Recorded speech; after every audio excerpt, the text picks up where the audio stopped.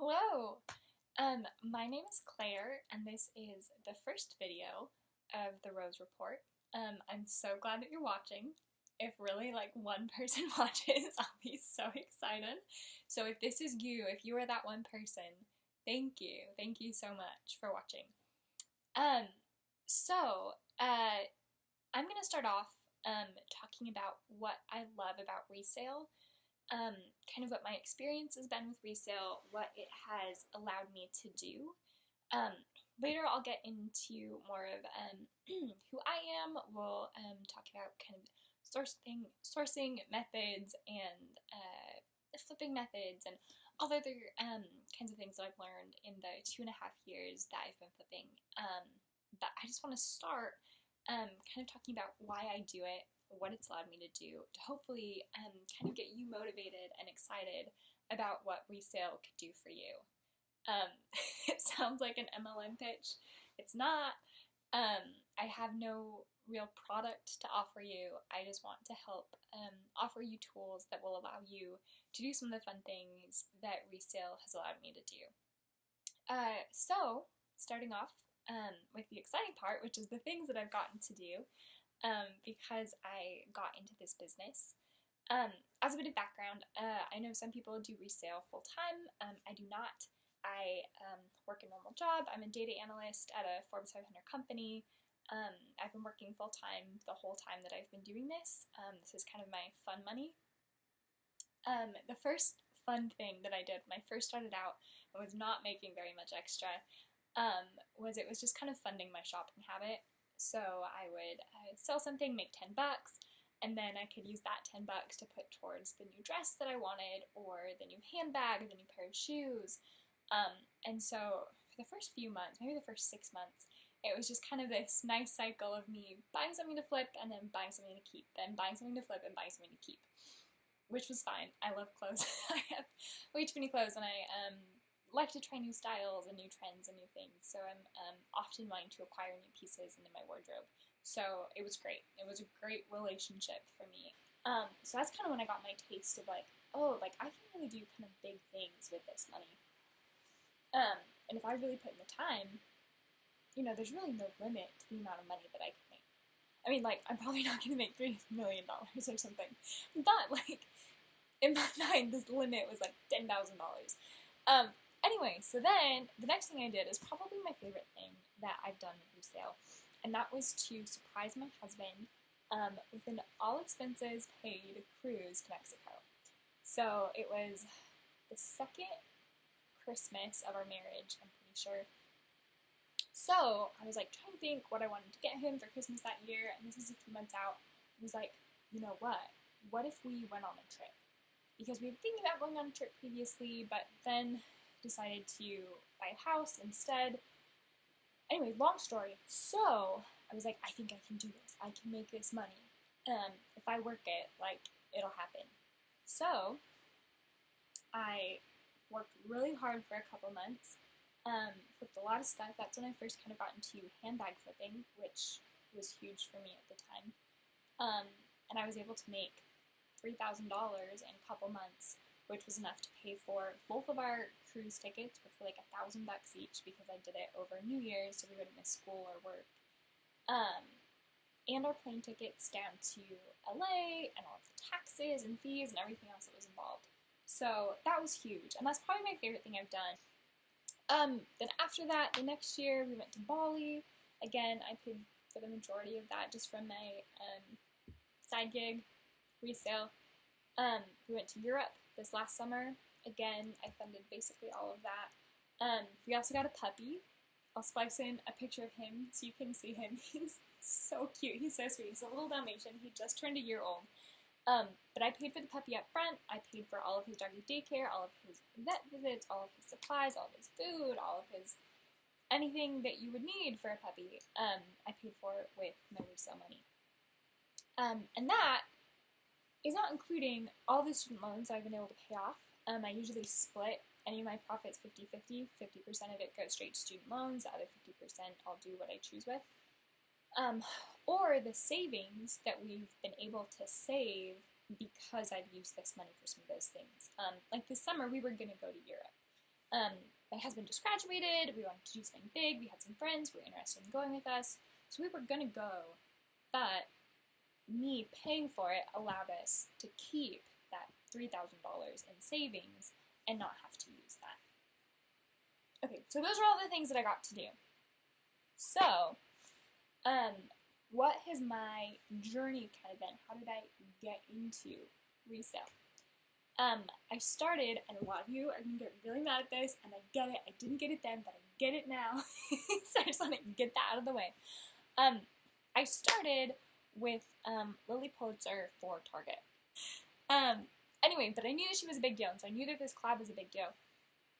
I was like, like, at the time I was living in Utah, again, Lily Pulitzer is not a big deal in Utah. Ski boots are a big thing in Utah, not bright floral patterns. So, I was like, I bet not a lot of people are going to be buying this Lily stuff, and it's obvious that there's a market for it, so maybe this is, something I can do for fun. I had zero resale experience, really, before this. So I went and I bought a bunch of stuff, and I took it home, and I made an Instagram account, because Instagram stores, back then at least, were like a big deal, and that's how everyone was buying and selling and reselling this kind of stuff. So I made an Instagram account that was something like, Lily Pulitzer for sale, and posted items. I took a couple pictures, post them with a price. Obviously, I built in a markup. Obviously, now I know that that's an issue, that when there's a limited run like this, it's really annoying when people who are trying to flip go in and buy everything. Get that now. Not buying any more flats. But on the whole, I came up like $200, which, again, as a recent college grad, just starting in your career, still putting your husband through school, $200 is a really big deal.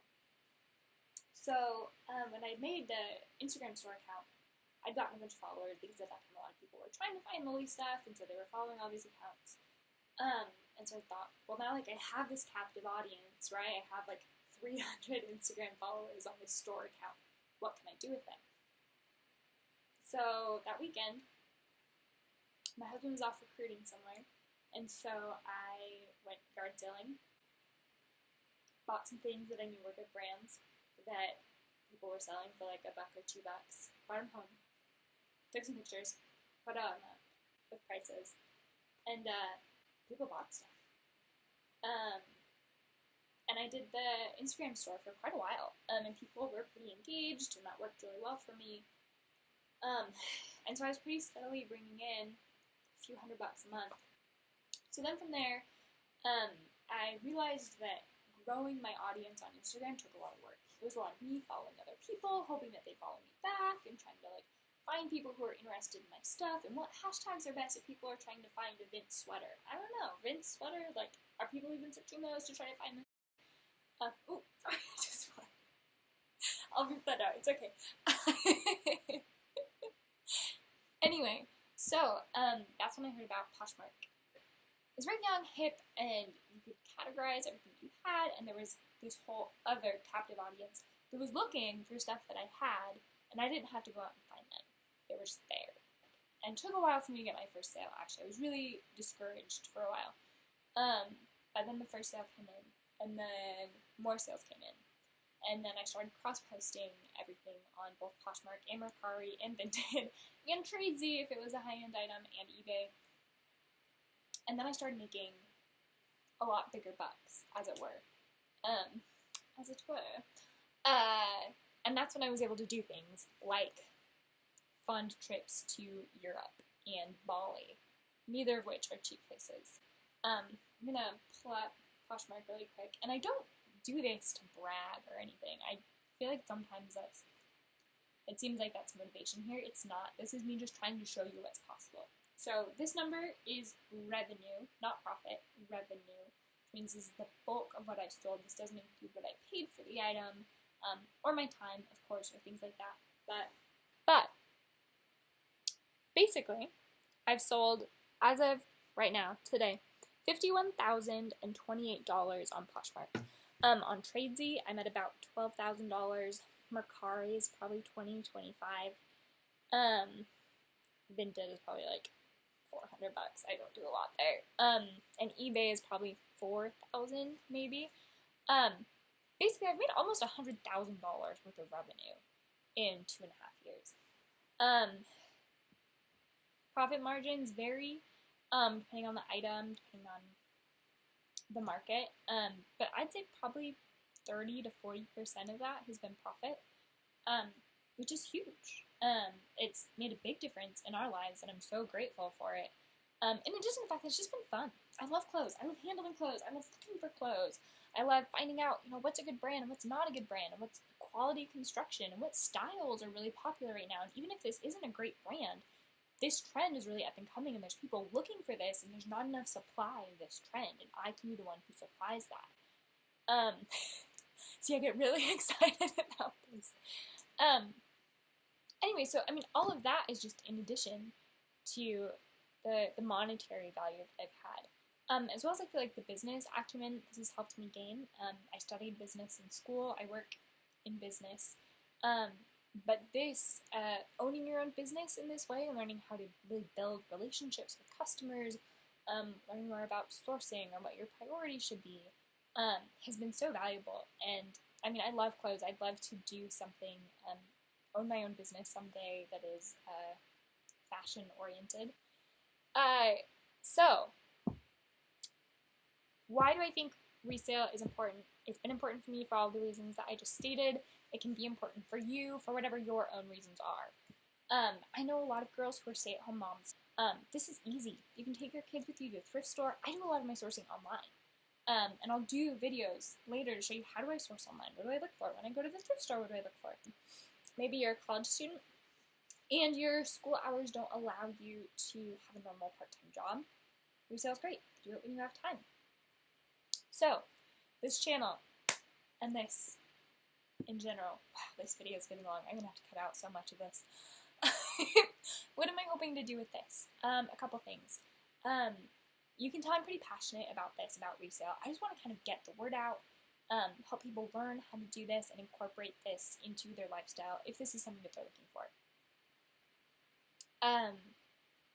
I want to help you if you're already doing this. I want to help you do it better. I want to teach you some of the things that I've learned. Hopefully you can teach me some of the things that you've learned. I want to take you on some of my sourcing trips. I want to do some online interactive, you see what I'm looking at, and this is why I'm going to buy this to flip, and this is why I'm not going to buy this to flip. I want to share my successes with you. I'm going to say, look at how cool this is. I bought these boots for $100 and I sold them for $250. That's so cool. And I'll share some of my failures with you. I bought this coat for $100 and I only sold it for $50. What was I thinking? And so I want you to learn from my mistakes, and learn from my successes. So, follow on, I don't know where you follow. Follow on YouTube, for more videos, where I will, start giving out some of the tips and tricks, and just kind of the whole process, give you an overview, do some reviews of various sites, and what are the pros and cons of sites, and how can you master those sites, and get that audience. I also have a Instagram. I'll put the name right here. It's Rose Report. Okay. And on there, I'll be taking pictures, sharing some of my inventory, some of the cool things I found. My hope is to use it. I love Instagram stories, to do Instagram stories of some of my actual sourcing trips. So when I go to the thrift store, you can see what I'm looking at. I'll take some videos, say, hey, look, I found this shirt. This is why I'm going to buy it. This is how much I expect to make. Or, hey, look, this is what I found. At first, I thought that this might be good, but it's actually not, and here's why not, and so don't make that mistake as well. That's what I hope. If there are other things that you're curious about, you want to know about resale, about my experience there, about a particular platform, put the questions in the comments, and this is really fun. And I will answer them. So, thank you again so much for watching. One person who watched, thank you. You were the validation that I needed. And stay tuned for another video. Okay, thank you!